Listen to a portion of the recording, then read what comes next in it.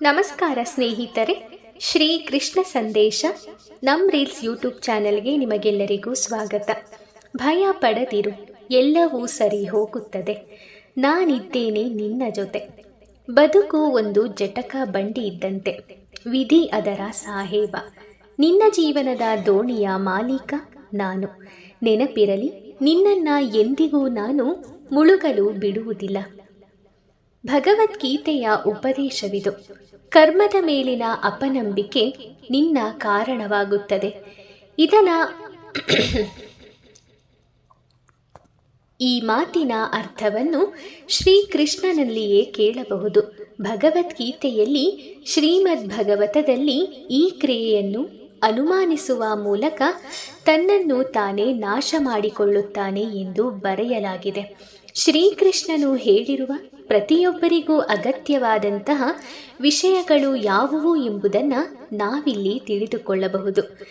ಈ ಭಗವದ್ಗೀತೆ ಎನ್ನುವುದು ನಮ್ಮ ಹಿಂದೂಗಳ ಪವಿತ್ರ ಗ್ರಂಥಗಳಲ್ಲಿ ಒಂದಾಗಿದೆ.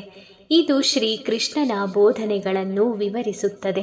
ಗೀತಾ ಬೋಧನೆಯನ್ನು ಶ್ರೀಕೃಷ್ಣನು ಮಹಾಭಾರತ ಯುದ್ಧದ ಸಮಯದಲ್ಲಿ ಅರ್ಜುನನಿಗೆ ನೀಡಿದ ಉಪದೇಶವಾಗಿದೆ.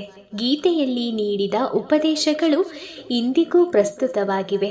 ಮನುಷ್ಯನಿಗೆ ಸರಿಯಾದ ಜೀವನ ಮಾರ್ಗವನ್ನು ಇದು ತೋರಿಸುತ್ತದೆ. ಭಗವದ್ಗೀತೆಯು ಧರ್ಮ, ಕ್ರಿಯೆ ಹಾಗೂ ಜೀವನದಲ್ಲಿ ಪ್ರೀತಿಯ ಪಾಠಗಳನ್ನು ನೀಡುತ್ತದೆ. ಜೀವನದಲ್ಲಿ ಸಮಸ್ಯೆಗಳು ಏಕೆ ಉದ್ಭವಿಸುತ್ತವೆ ಮತ್ತು ಅವುಗಳಿಗೆ ಪರಿಹಾರವೇನು ಎಂಬುದನ್ನು ಶ್ರೀಕೃಷ್ಣನು ಭಗವದ್ಗೀತೆಯಲ್ಲಿ ಹೀಗೆ ವಿವರಿಸಿದ್ದಾನೆ. ಭಗವದ್ಗೀತೆಯು ಕರ್ಮದ ತತ್ವಗಳ ಜ್ಞಾನವನ್ನು ಹೆಚ್ಚಿಸಲು ಮತ್ತು ಜೀವನದಲ್ಲಿ ಆ ಕರ್ಮವನ್ನು ಹೇಗೆ ನಿರ್ವಹಿಸಬೇಕು ಎಂಬುದರ ಉತ್ತಮ ಮಾರ್ಗದರ್ಶಿಯಾಗಿದೆ. ಗೀತೋಪದೇಶದಲ್ಲಿನ ಮಾತುಗಳನ್ನು ಜೀವನದಲ್ಲಿ ನಾವೆಲ್ಲರೂ ಅಳವಡಿಸಿಕೊಂಡರೆ ಮನುಷ್ಯನು ಸಾಕಷ್ಟು ಪ್ರಗತಿಯನ್ನು ಹೊಂದುತ್ತಾನೆ. ಶ್ರೀಮದ್ ಭಗವದ್ಗೀತೆಯ ಪ್ರಕಾರ ಒಬ್ಬ ವ್ಯಕ್ತಿಯು ತನ್ನ ಕರ್ಮವನ್ನು ಅನುಮಾನಿಸಿದರೆ ತನ್ನನ್ನು ತಾನೇ ನಾಶ ಮಾಡಿಕೊಳ್ಳುತ್ತಾನೆ ಎಂದು ಹೇಳಲಾಗಿದೆ. ಭಗವದ್ಗೀತೆಯ ಪ್ರಕಾರ ಒಬ್ಬನು ತನ್ನ ಕರ್ಮವನ್ನು ಎಂದಿಗೂ ಅನುಮಾನಿಸಬಾರದು. ಹೀಗೆ ಮಾಡುವುದರಿಂದ ಮನುಷ್ಯನು ತನ್ನನ್ನು ತಾನೇ ನಾಶ ಮಾಡಿಕೊಳ್ಳಬೇಕಾಗುತ್ತದೆ. ಆದ್ದರಿಂದ ನೀವು ಯಶಸ್ಸನ್ನು ಸಾಧಿಸಲು ಬಯಸಿದರೆ ನೀವು ಯಾವುದೇ ಕೆಲಸವನ್ನು ಸಂಪೂರ್ಣವಾಗಿ ಆತ್ಮವಿಶ್ವಾಸದಿಂದ ಮಾಡಬೇಕಾಗುತ್ತದೆ. ಆಗ ಮಾತ್ರವೇ ಯಶಸ್ಸಿನ ಹಾದಿಯಲ್ಲಿ ನೀವು ಸಾಗುವುದಕ್ಕೆ ಸಾಧ್ಯ. ಯಾವುದೇ ಕೆಲಸವನ್ನು ಮಾಡುವಾಗ ಫಲವನ್ನು ಬಯಸದೆ ಮಾಡಬೇಕು. ಯಾವುದೇ ಕೆಲಸದಲ್ಲಿ ಯಶಸ್ಸನ್ನು ಕಾಣಲು ಬಯಸಿದರೆ ನಿಮ್ಮ ಕಾರ್ಯಗಳ ಮೇಲೆ ಕೇಂದ್ರೀಕರಿಸುವುದನ್ನು ಮೊದಲು ಕಲಿಯಿರಿ. ನಿಮ್ಮ ಮನಸ್ಸಿನಲ್ಲಿರುವ ಯಾವುದೇ ಇತರ ಆಲೋಚನೆಗಳು ನಿಮ್ಮ ಗುರಿಯಿಂದ ನಿಮ್ಮನ್ನು ವಿಚಲಿತಗೊಳಿಸಬಹುದು. ಯಾವುದೇ ಪ್ರಯತ್ನದಲ್ಲಿ ನೀವು ಯಶಸ್ವಿಯಾಗಲು ಮನಸ್ಸನ್ನು ನಿಯಂತ್ರಿಸುವುದು ತುಂಬ ಅಗತ್ಯವೆಂದು ಶ್ರೀಕೃಷ್ಣನು ಭಗವದ್ಗೀತೆಯಲ್ಲಿ ಹೇಳುತ್ತಾನೆ. ಕೆಲಸ ಮಾಡುವಾಗ ನಿಮ್ಮ ಮನಸ್ಸನ್ನು ಯಾವಾಗಲೂ ಶಾಂತವಾಗಿ ಮತ್ತು ಸ್ಥಿರವಾಗಿ ಇರಿಸಿಕೊಳ್ಳಿ. ಕೋಪವು ಬುದ್ಧಿಯನ್ನು ನಾಶ ಮಾಡುತ್ತದೆ, ಮಾಡಿದ ಕೆಲಸವನ್ನೆಲ್ಲ ಹಾಳು ಮಾಡುತ್ತದೆ. ಆದ್ದರಿಂದ ನಿಮ್ಮ ಮನಸ್ಸನ್ನು ಶಾಂತವಾಗಿಡಲು ಪ್ರಯತ್ನಿಸಿ. ಶ್ರೀಕೃಷ್ಣನು ಭಗವದ್ಗೀತೆಯಲ್ಲಿ ಹೇಳಿರುವ ಪ್ರಕಾರ ಯಾವುದಕ್ಕೂ ಅತಿಯಾಗಿ ಅಂಟಿಕೊಳ್ಳಬಾರದು. ಈ ಬಾಂಧವ್ಯವೇ ಮನುಷ್ಯನ ದುಃಖ ಮತ್ತು ವೈಫಲ್ಯಕ್ಕೆ ಕಾರಣ. ಅತಿಯಾದ ಬಾಂಧವ್ಯವು ವ್ಯಕ್ತಿಯಲ್ಲಿ ಕೋಪ ಮತ್ತು ದುಃಖದ ಭಾವನೆಗಳನ್ನು ಉಂಟು ಮಾಡುತ್ತದೆ. ಈ ಕಾರಣದಿಂದಾಗಿ ನೀವು ನಿಮ್ಮ ಕೆಲಸದ ಮೇಲೆ ಕೇಂದ್ರೀಕರಿಸಲು ಸಾಧ್ಯವಿಲ್ಲ. ಆದ್ದರಿಂದ ಒಬ್ಬರು ಅತಿಯಾದ ಬಾಂಧವ್ಯವನ್ನು ಹೊಂದುವುದನ್ನು ತಪ್ಪಿಸಬೇಕು. ಕೃಷ್ಣನ ಪ್ರಕಾರ ಯಾವುದೇ ಪ್ರಯತ್ನದಲ್ಲಿ ನೀವು ಯಶಸ್ವಿಯಾಗಲು ಒಬ್ಬನು ತನ್ನೊಳಗೆ ಅಡಗಿರುವಂತಹ ಭಯವನ್ನು ತೊಡೆದು ಹಾಕಬೇಕು. ಈ ಪಾಠವನ್ನು ಕೇಳುವಾಗ ಅಥವಾ ಹೇಳುವಾಗ ಕೃಷ್ಣನು ಅರ್ಜುನನಿಗೆ, ಓ ಅರ್ಜುನ, ನಿರ್ಭಯವಾಗಿ ನೀನು ಹೋರಾಡು ಎಂದು ಹೇಳುತ್ತಾನೆ. ಯುದ್ಧದಲ್ಲಿ ಸತ್ತರೆ ಸ್ವರ್ಗವು, ಗೆದ್ದರೆ ಭೂಮಿಯಲ್ಲಿ ರಾಜ್ಯವೂ ಸಿಗುತ್ತದೆ. ಆದ್ದರಿಂದ ನಿಮ್ಮ ಮನಸ್ಸಿನಿಂದ ಭಯವನ್ನು ತೊಡೆದು ಹಾಕು ಎಂದು ಹೇಳಿದ್ದಾನೆ.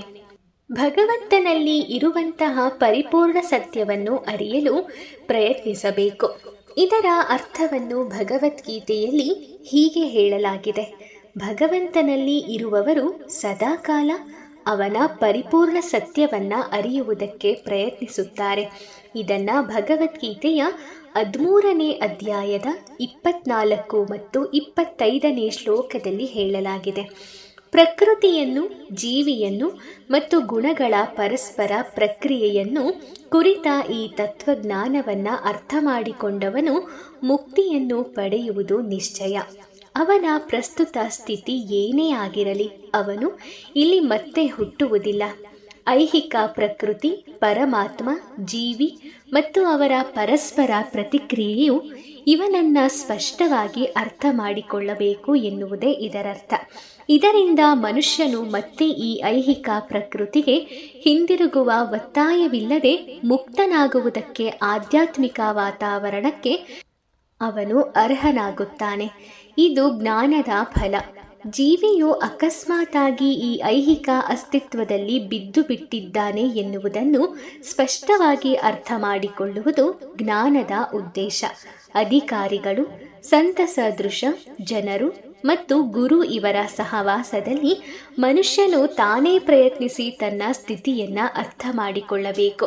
ಅನಂತರ ದೇವೋತ್ತಮ ಪರಮಪುರುಷನು ವಿವರಿಸಿದಂತೆ ಭಗವದ್ಗೀತೆಯನ್ನು ಅರ್ಥ ಮಾಡಿಕೊಂಡು ಆಧ್ಯಾತ್ಮಿಕ ಪ್ರಜ್ಞೆಗೆ ಅಥವಾ ಕೃಷ್ಣ ಪ್ರಜ್ಞೆಗೆ ಹಿಂದಿರುಗಬೇಕು.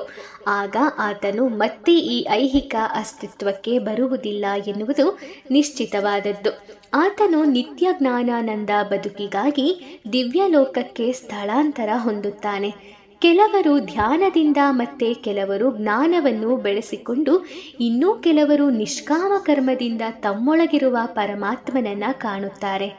ಆತ್ಮ ಸಾಕ್ಷಾತ್ಕಾರಕ್ಕಾಗಿ ಮನುಷ್ಯನ ಅನ್ವೇಷಣೆಯ ದೃಷ್ಟಿಯಿಂದ ಬದ್ಧಾತ್ಮಗಳನ್ನು 2 ವರ್ಗಗಳಾಗಿ ವಿಭಾಗಿಸಬಹುದು ಎಂದು ಕೃಷ್ಣನು ಅರ್ಜುನನಿಗೆ ತಿಳಿಸುತ್ತಾನೆ.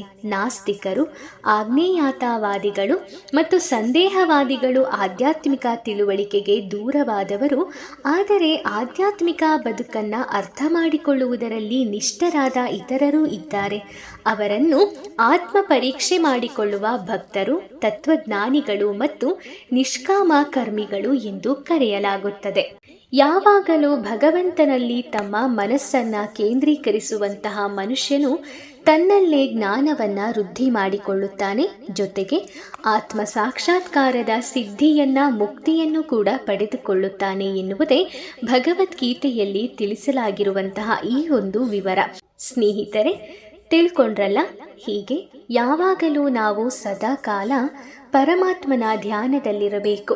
ಪರಮಾತ್ಮನೇ ಸರ್ವಸ್ವ ಎಂದು ತಿಳಿದುಕೊಂಡಾಗ ನಮಗೆ ಒಂದಲ್ಲ ಒಂದು ದಾರಿಯಿಂದ ಆ ಭಗವಂತ ಸದಾಕಾಲ ಕಾಪಾಡುತ್ತಾನೆ.